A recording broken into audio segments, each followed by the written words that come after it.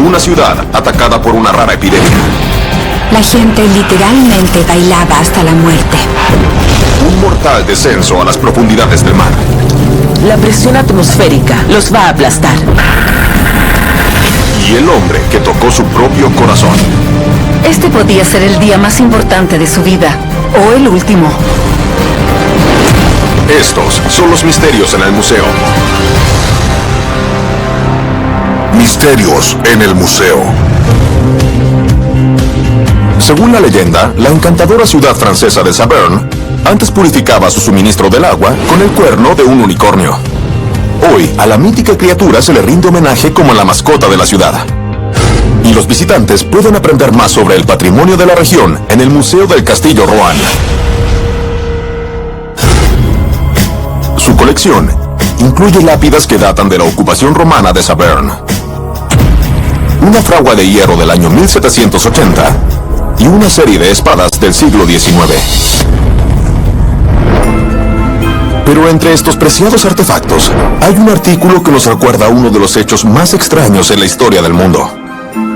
Esta figura tiene 500 años de antigüedad y está en muy buenas condiciones. Mide 25 centímetros de alto por 38 de ancho y es de madera. Tiene colores brillantes y consta de 3 figuras adultas y un niño. Y uno de los adultos está dentro de un caldero. A pesar de su apariencia piadosa, esta escultura tallada está relacionada con un fenómeno diabólico. El caos que tiene relación con este ícono nunca antes ha sido igualado. Estrasburgo, año 1518. Esta bullente ciudad en el este de Francia está en crisis.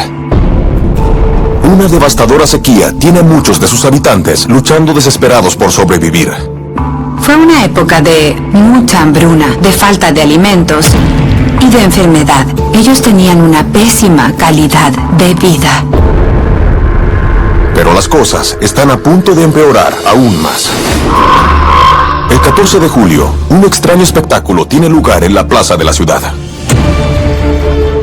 Una mujer estaba en el centro de Estrasburgo y sin una razón aparente, comenzó a bailar en la calle. Pero lo que hace tan rara esta escena es que no se escucha música alguna. Era una extraña forma de moverse con saltos y bamboleos. Bailaba sin ritmo alguno. Y eso no es todo. Sus movimientos no solo son erráticos e impredecibles, sino que la expresión de la mujer es extrañamente sombría. Y cuando su esposo intenta detenerla, fracasa en su intento. Incluso a la mañana siguiente, ella continúa bailando. Ella seguía y seguía bailando. Y entonces ocurre algo aún más extraño. Otros pobladores también comienzan a bailar descontroladamente. De hecho, en los próximos 10 días, ya son más de 50 personas, y sigue así, hasta que la mayoría de los habitantes están sumidos en este extraño trance. La gente pensaba que algo malo estaba sucediendo.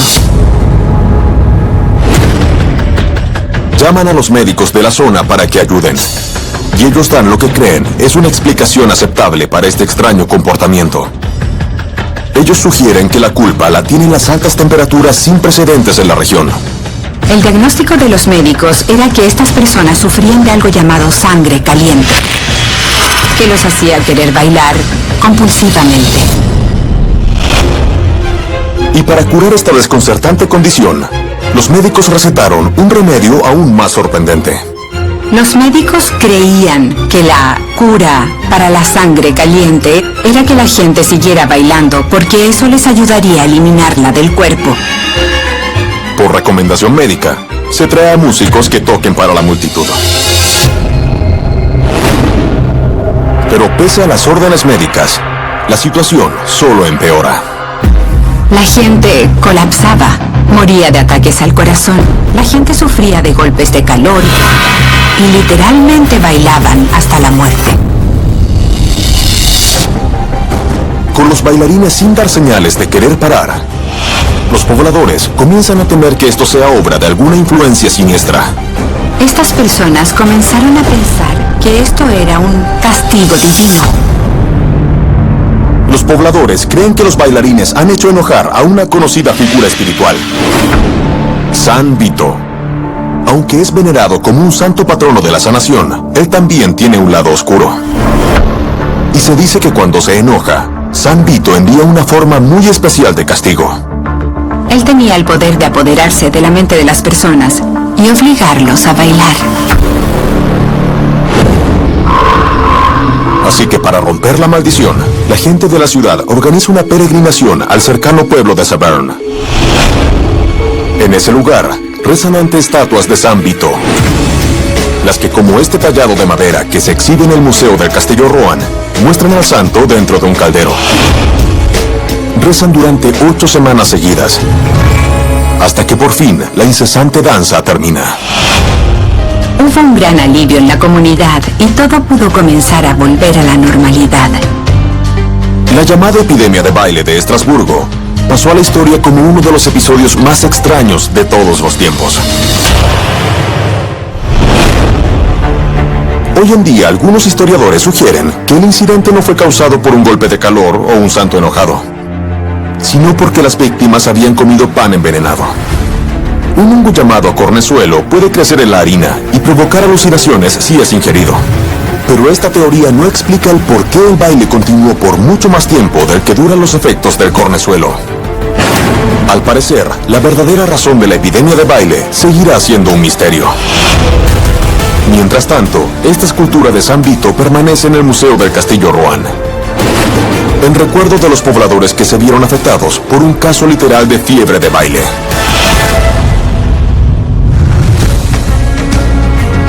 Colorado Springs es un punto neurálgico de las Fuerzas Armadas de los Estados Unidos.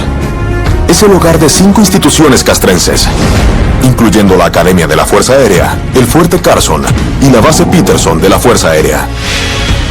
La ilustre historia de la región se exhibe aquí, en el Museo Aeroespacial Peterson. La colección incluye una chaqueta de piloto de la Segunda Guerra Mundial, una antigua cámara de reconocimiento aéreo y la hélice recuperada de un avión espía de la Fuerza F. Pero un colorido objeto parece sacado directamente de una historia de suspenso de la Guerra Fría. Tiene 12 centímetros de largo por 11 de alto. Es rojo, con un círculo negro en el centro y es de plástico. Y tiene una etiqueta blanca que dice línea directa con la Casa Blanca. Este dispositivo claramente es de otra época. Este teléfono recuerda la increíble historia de un militar decidido y un famoso personaje risueño. Esta es la historia de un accidente que se convirtió en una mundial y querida tradición navideña.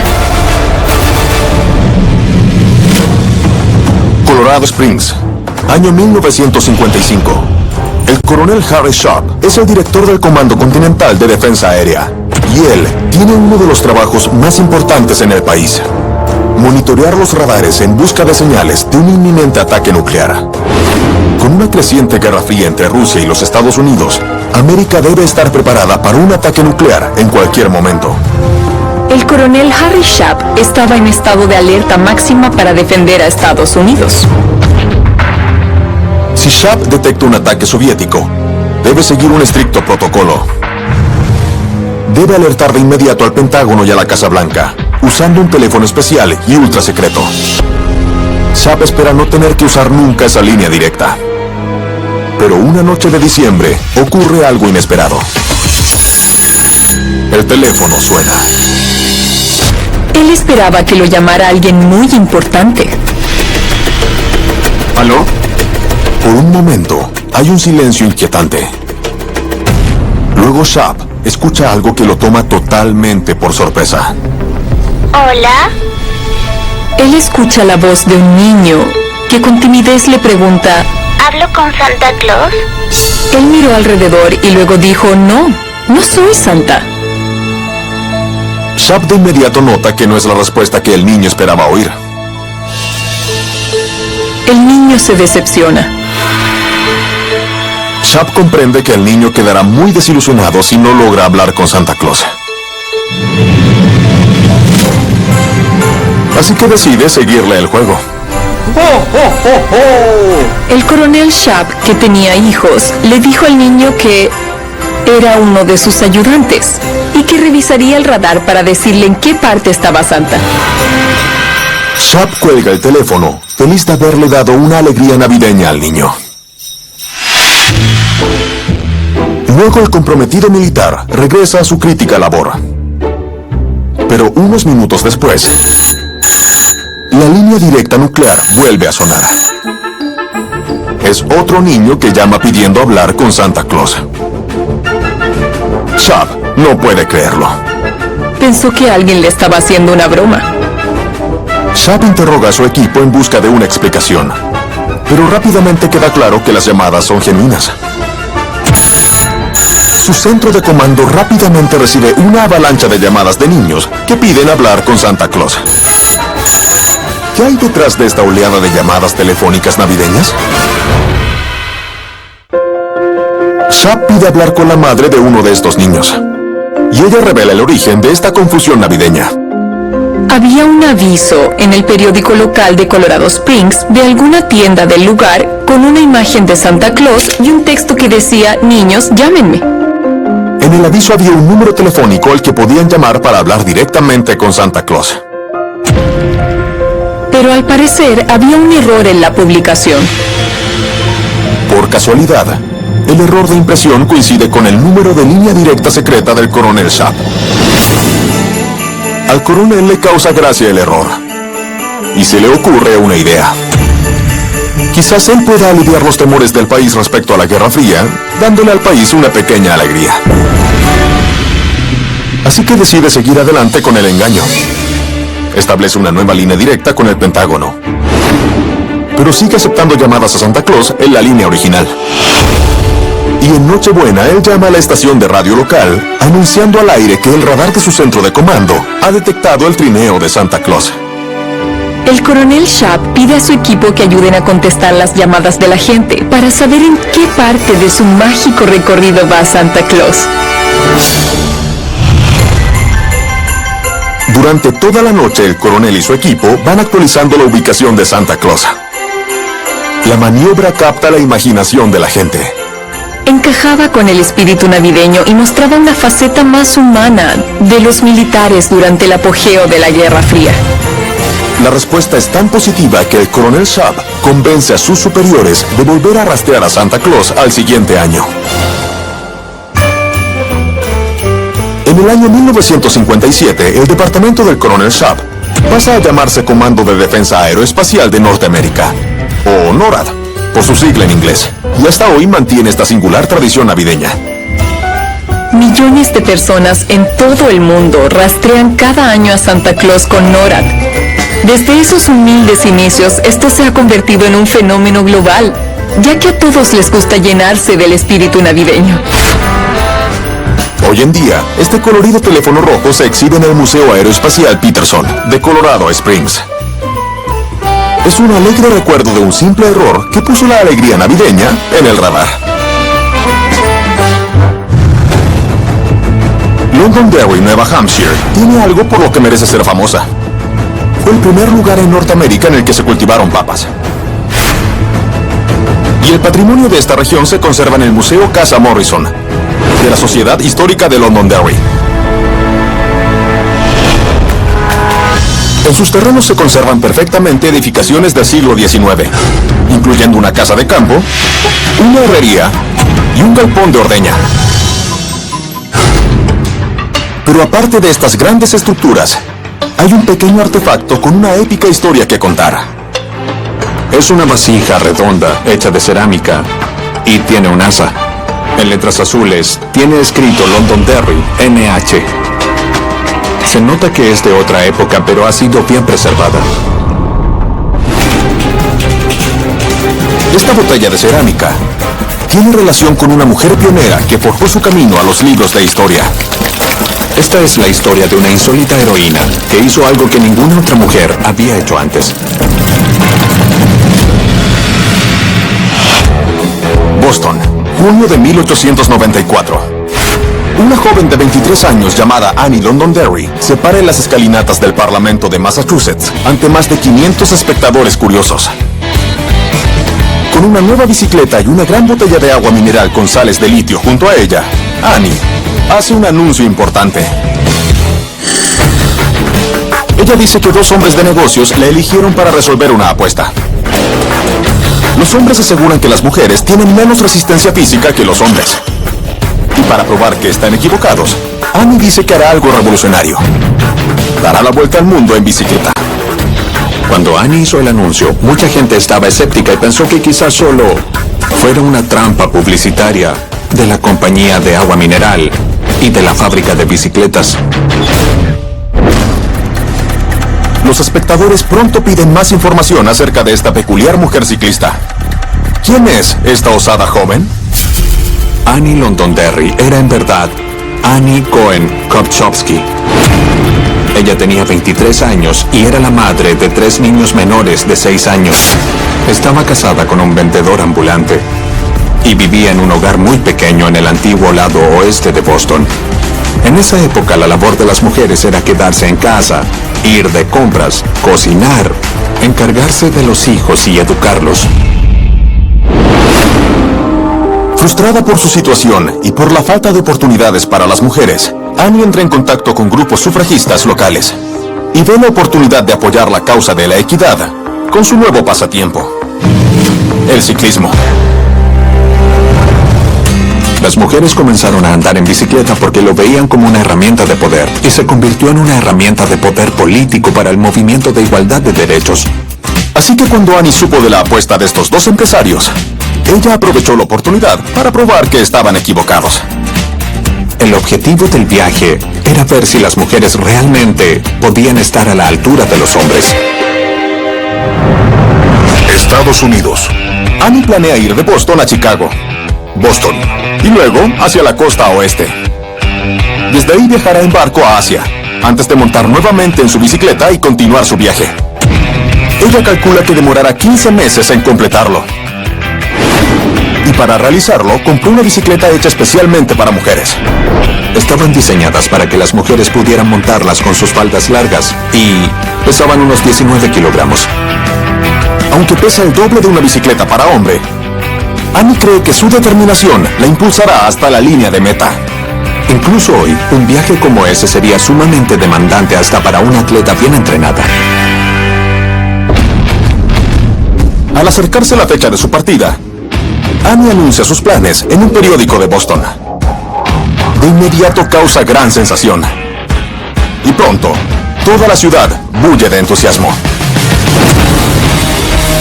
Ella atrae tanto interés que una exitosa empresa del noreste, la Londonderry Lithia Springwater, ofrece auspiciar su viaje, pero con una condición muy específica. Viajará usando el nombre Annie Londonderry, cosa que Annie acepta. Y el 25 de junio de 1894, Annie Londonderry se prepara para iniciar su inédito viaje. Usando su mejor vestido, ella aparece ante una gran multitud en el centro de Boston y posa con las botellas de agua de la compañía, como esta que se exhibe en la Sociedad Histórica de Londonderry. Luego monta su bicicleta y se va. Al principio ella avanza muy bien. Un reportero dijo que bajó por la calle Beacon como una cometa y que fue todo un espectáculo. Pero en las afueras de la ciudad, las cosas se complican. Los caminos de tierra dificultan el avance, sobre todo cuando la lluvia los convierte en barro. Y su bicicleta no está diseñada para una prueba tan difícil como esta. Annie iba en una bicicleta demasiado pesada, vestida con ropa que ni siquiera sería adecuada para un paseo corto en bicicleta. Annie finalmente llega a las afueras de Chicago, 3 meses después de lo planeado. Estaba agotada. Había sido mucho más agotador de lo que había supuesto. Incapaz de seguir pedaleando, Annie toma una decisión que golpea a sus auspiciadores. Ella abandonaría su intento de dar la vuelta al mundo. ¿Es este el fin del camino para Annie Londonderry? Año 1894. Una mujer de Boston llamada Annie Londonderry intenta probar que las mujeres son iguales a los hombres, con una acción temeraria: dar la vuelta al mundo en su bicicleta. Pero para cuando llega a Chicago, ella está exhausta y lista para renunciar. ¿Podrá Annie de alguna forma adaptarse y seguir su camino? Justo cuando la ciclista toca fondo, se le ocurre una idea radical. Ella decide dejar su pesada bicicleta para mujeres y montar una diseñada para hombres. Pero hay un problema. El marco de las bicicletas para hombre traía una vara que iba del sillín hasta el manillar. Esta barra le impide montarla usando faldas largas. Así que para tener más libertad de movimiento, Annie hace algo aún más escandaloso. Ella se pone pantalones. Que una mujer hiciera eso era algo realmente excéntrico. En octubre, Annie reanuda su aventura y se dirige hacia el este para escapar del invierno que se acerca. Y ahora equipada con una nueva bicicleta y un atuendo más adecuado, Annie Londonderry se vuelve imbatible. Annie volvió a la ciudad de Nueva York y desde ahí se embarcó hacia la costa norte de Francia. Viajó hacia el sur a través de Francia, consiguió atravesar Asia, llegando finalmente a Japón, donde tomó un barco de vuelta a San Francisco. Ahí volvió a montarse en su bicicleta para llegar a Los Ángeles, luego a El Paso, y de ahí a Denver, y luego a Chicago. El 12 de septiembre del año 1895, Annie regresa a Chicago, completando su épico viaje y demostrando que sus detractores estaban equivocados. Esta pionera dejó un legado duradero. Creo que para muchas mujeres fue una inspiración en cuanto a lo que son capaces de hacer. Hoy, en el Museo Casa Morrison de la Sociedad Histórica de Londonderry, este pequeño jarro de cerámica sigue en exhibición. Evoca esta aventura espontánea y su intención de cambiar el mundo.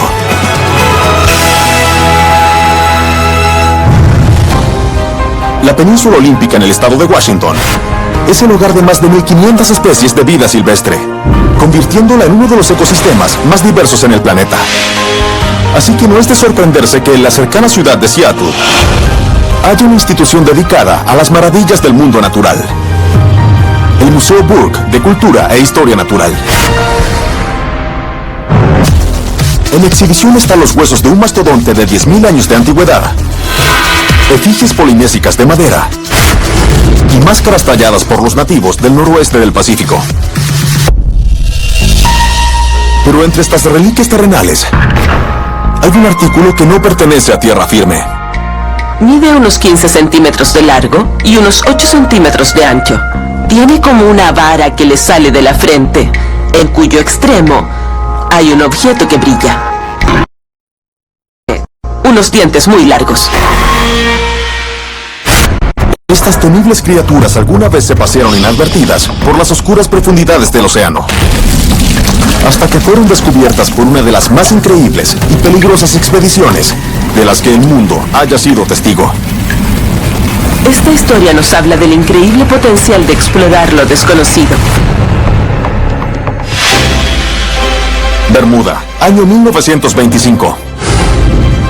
El explorador de 48 años, William Beebe, es uno de los biólogos más respetados del mundo.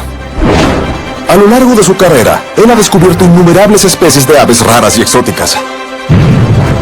Pero ahora el científico planea la que será su mayor aventura. Él quiere develar los secretos guardados en las más oscuras profundidades de los océanos. El océano era una gran frontera desconocida y para Beebe era una oportunidad de hacer historia de una forma muy diferente. Beebe está fascinado con los animales que han evolucionado para vivir en ambientes aparentemente hostiles. Y él sospecha que peces y otras criaturas en el fondo del mar deben haberse adaptado como pocos en la Tierra. Él notó que los animales se adaptaban de diferentes maneras a estos diferentes hábitats y que seguramente en las profundidades debía haber criaturas asombrosas y adaptaciones increíbles por descubrir. Pero llegar a las partes más profundas del océano es imposible. Tecnología rudimentaria limita a los buzos a una profundidad máxima de 152 metros. Más allá de eso, la presión del agua es tan grande que impide que una persona sobreviva. Para realizar sus estudios, Bibi debe arrastrar grandes y pesadas redes a lo largo del fondo oceánico para recolectar especímenes. Pero cuando saca sus primeras muestras de las redes, están inservibles.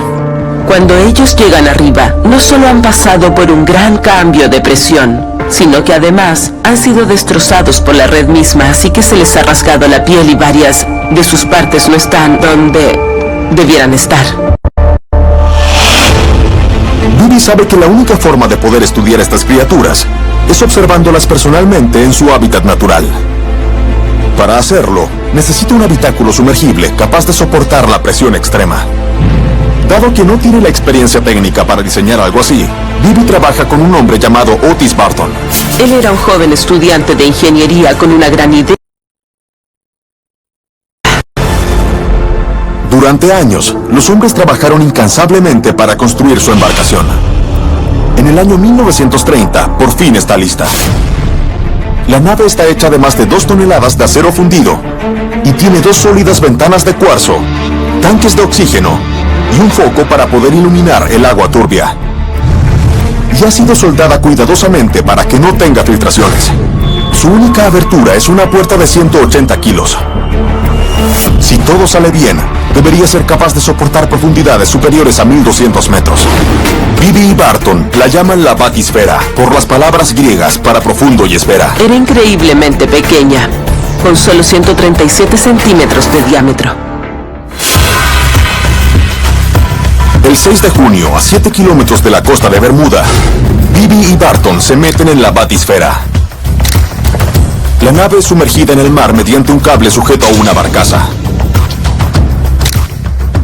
Un cable telefónico los mantiene en comunicación constante con la tripulación del barco.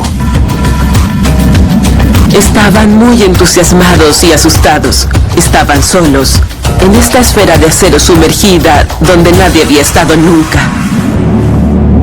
Dentro de la batisfera, Bibi y Barton comienzan el descenso. Para su alivio, el diseño parece funcionar a la perfección. Pero cuando llegan a los 91 metros, algo comienza a salir mal. Comienza a entrar agua por la puerta. Atrapados en la esfera, ambos hombres podrían ahogarse. Si no resuelven esta situación, ellos morirán. Año 1930 en la costa de Bermuda. Los exploradores William Bibi y Otis Barton intentan un viaje sin precedentes bajo el mar, en un nuevo tipo de sumergible. Pero al llegar a los 91 metros de profundidad, se desata el desastre. Y el agua comienza a entrar a la nave. ¿Acaso podrán sobrevivir a esta mortal fisura? Mientras el agua entra por la puerta, Bibi propone una solución increíble. Bibi decide que en vez de volver a la superficie y tratar de solucionar el problema, sigan bajando, y rápido. Presión. Él cree que a mayor profundidad, la mayor presión del agua presionará la puerta lo suficiente como para detener la filtración. Es contrario a la intuición. Uno piensa que hay que subir, pero si bajas, la presión comprime el lugar donde está el problema y sella la fisura. Bibi y Barton esperan conteniendo el aliento mientras siguen descendiendo. Para su alivio, la filtración para. Con la crisis superada, Bibi y Barton logran llegar a una profundidad récord. Lograron bajar a 243 metros. Es la mayor profundidad a la que un ser humano ha llegado vivo. Los exploradores pasan 1 hora bajo la superficie antes de ser subidos a salvo al barco. Durante los siguientes años, Bibi y Barton realizaron una serie de sumersiones cada vez más profundas, hasta que finalmente alcanzaron la impactante profundidad de 922 metros. Muy por debajo de la superficie, Bibi logró observar criaturas de aguas profundas en su ambiente natural, incluyendo el extraordinario pez linterna. Él estaba muy feliz cuando miró por la ventana y vio por primera vez un pez linterna.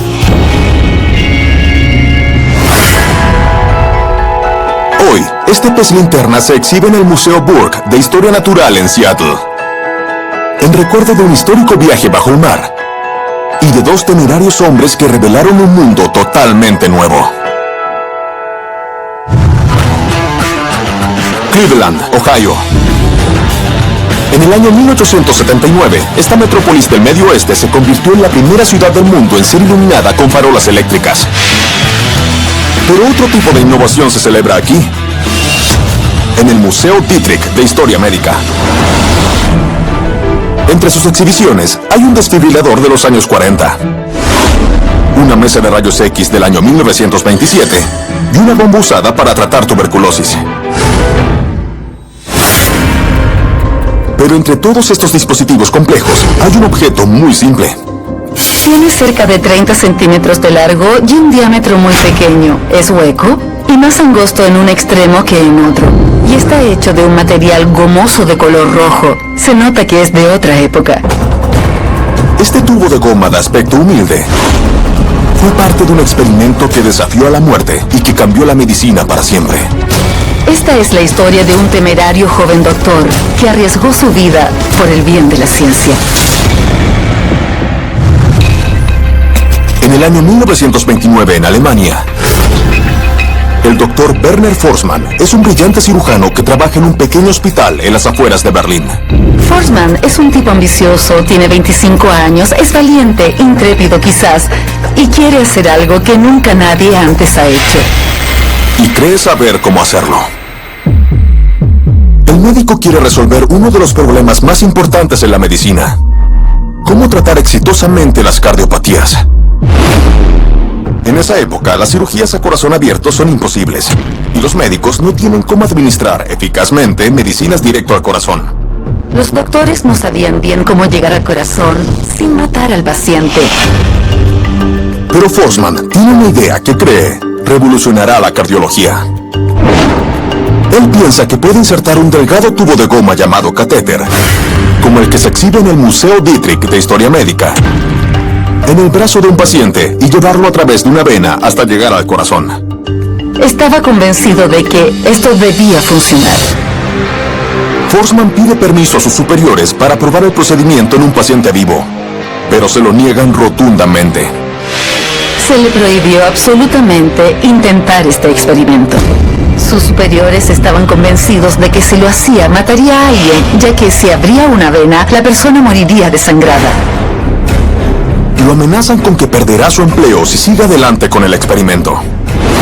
Y cuando el rumor sobre su radical idea se esparce por el hospital, el joven médico es ridiculizado por sus colegas. Sin embargo, Forssmann se niega a echar pie atrás. Y se le ocurre una idea poco convencional de probar su idea. Forssmann necesitaba a alguien en quien realizar el experimento. Y tenía a alguien específico en mente. Él mismo. Forssmann consigue una enfermera quirúrgica para que le ayude y comienza a poner en acción su osado plan. Él realizará el procedimiento y luego tomará una radiografía para probar que el catéter de goma llegó a su corazón. Centímetros de tubo. Este podía ser el día más importante de su vida. O el último. La enfermera le ayuda cuando Forssmann se inyecta anestesia local. Se hace una incisión en su brazo izquierdo y luego coloca cuidadosamente el tubo en la vena. Él no sintió dolor, solo una sensación de calor mientras el tubo avanzaba hacia el corazón. Durante varios angustiantes minutos, él introduce el tubo a través de su cuerpo. Y cuando sospecha que ya ha alcanzado su corazón, sale sigilosamente de la sala de operaciones para ir a la sala de rayos X. Para poder convencer a la gente, debía tener pruebas. Pero al llegar, un doctor se interpone en su camino. ¿Qué está haciendo? Había otro doctor ahí que conocía a Forssmann y supo de inmediato lo que él intentaba hacer. ¡Quítese eso! Desafortunadamente, su colega se niega a dejarlo tomar una radiografía. En ese momento, él se dio cuenta de que este podría ser el fin de todo su experimento. ¿Habrán sido en vano todos los esfuerzos de Forssmann? Es el año 1929 en Alemania. A un cirujano cardiólogo, el doctor Werner Forssmann, se le ha ocurrido la hipótesis revolucionaria de un catéter insertado en el brazo de un paciente para avanzar hasta llegar a su corazón. Pero sus colegas se burlan de la idea. Así que, para probar que están equivocados, él lleva a cabo este procedimiento experimental en su propio cuerpo. Habiendo introducido el catéter hasta llegar a su corazón, Forsman necesita tomarse una radiografía para poder probarlo. Pero cuando llega, un colega se interpone en su camino. ¡Quítese eso! Desesperado por detener a Forsman, el médico lo embiste. Él no podía permitir que esto acabara con su experimento, así que hizo lo único que podía hacer en estas circunstancias. Forsman contraataca. Finalmente reduce a su colega y completa su experimento. Se acostó en la mesa de rayos X y tomó evidencias fotográficas de que él había introducido un catéter en su propio corazón. Forsman está feliz. Logró lo que todos decían que era imposible, que era una locura intentar hacer. El rumor del exitoso experimento se esparce entre la comunidad médica. Por el resto de su carrera, Forsman sigue desarrollando y perfeccionando su procedimiento. Sus estudios finalmente permiten crear tratamientos para problemas que amenazan la vida, como ataques cardíacos y arritmias. Y en el año 1956, el Dr. Werner Forsman recibe el premio Nobel por sus avances en la medicina. Gracias a que se arriesgó y se atrevió cuando tenía 25 años, Forsman cambió la forma de tratar el corazón. En el presente, este tubo de goma en el Museo Dietrich de Historia Médica en Cleveland nos recuerda a este valiente hombre que tocó su propio corazón por el bien de la ciencia. Boulder, Colorado. Vigilando desde las alturas a esta pintoresca ciudad están los Flatirons, una escarpada formación rocosa de 426 metros de altura. Y a sus pies hay una institución que celebra la historia de la región: el Centro del Patrimonio de la Universidad de Colorado. Este exhibe una serie de artefactos que honran a los alumnos de la universidad. Desde un uniforme de la banda de guerra de los años 40, a una chaqueta de astronauta y una antigua rocola. Pero en esta colección hay una cosa cuya historia llega mucho más allá de este campus universitario. Está hecho de latón y tiene una forma tubular que se enancha al final. Este era un objeto muy usado y muy querido. Este trombón le perteneció a una leyenda de la música que se vio atrapada en una extraña historia de escándalo, mentiras y espionaje. La historia de su desaparición fue un misterio para muchas generaciones. Año 1944. Europa está en guerra y soldados estadounidenses cruzan marchando el continente. Las tropas cansadas de la guerra anhelan desesperadamente cualquier entretención que les levante la moral. Y uno de sus artistas favoritos es el querido músico estadounidense Glenn Miller. Glenn Miller era el director de orquesta más popular en el país. Pero dejó de lado su carrera para ir a entretener a las fuerzas en Europa. Pero el 24 de diciembre, sus fanáticos en todo el mundo se enteran de una trágica noticia. Miller está desaparecido. Según informes, Miller volaba a París cuando su avión desapareció.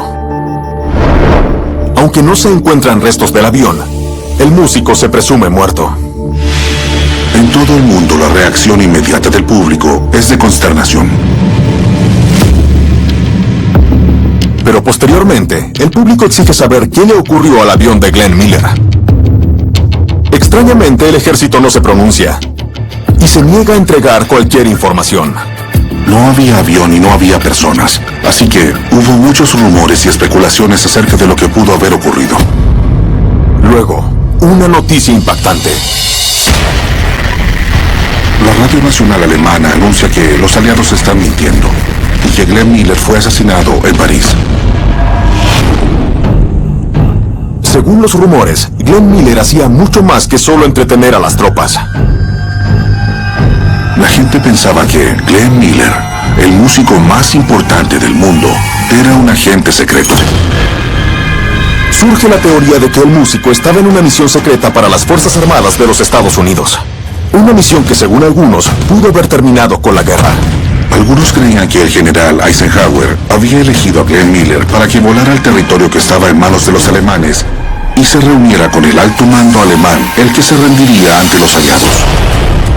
Según esta teoría, en vez de negociar la paz, Glenn Miller fue asesinado por los nazis, obligando al ejército a inventar la historia de la caída del avión para tapar todo. Para sorpresa de muchos, las Fuerzas Armadas no quisieron desmentir esa declaración. Sin evidencias que probaran o no la teoría, la desaparición de Glenn Miller se convirtió en uno de los misterios más duraderos de la Segunda Guerra Mundial. Pero más de 60 años después, en el año 2009, un escritor llamado Dennis Sprague decidió descubrir la verdad de una vez por todas. Sprague comenzó analizando los antiguos informes del tiempo para Bedford, Inglaterra. En la fecha en que el avión de Glenn Miller despegó, estaba helando. Luego consiguió documentos desclasificados relacionados con el avión en que iba Miller cuando desapareció. Y Sprague encontró lo que él cree es la respuesta. Un informe que establece que el motor del avión pudo tener problemas de funcionamiento debido al frío. Hay evidencia documentada de que a estos aviones se les solía congelar el carburador. Si se formaba hielo en el carburador, el motor se trababa y dejaba de funcionar. En vista de este descubrimiento, Sprague concluye que lo más probable es que el avión de Miller debió caer en medio del Canal de la Mancha. Los ocupantes no tuvieron posibilidades de sobrevivir. Al final, la muerte de Miller fue un trágico accidente. Hoy en día, la mayoría acepta esta teoría y consideran el caso cerrado. Y el viejo trombón del músico que aún se exhibe en el Centro del Patrimonio de la Universidad de Colorado es un símbolo perdurable del icónico artista que perdió la vida mientras servía a su país.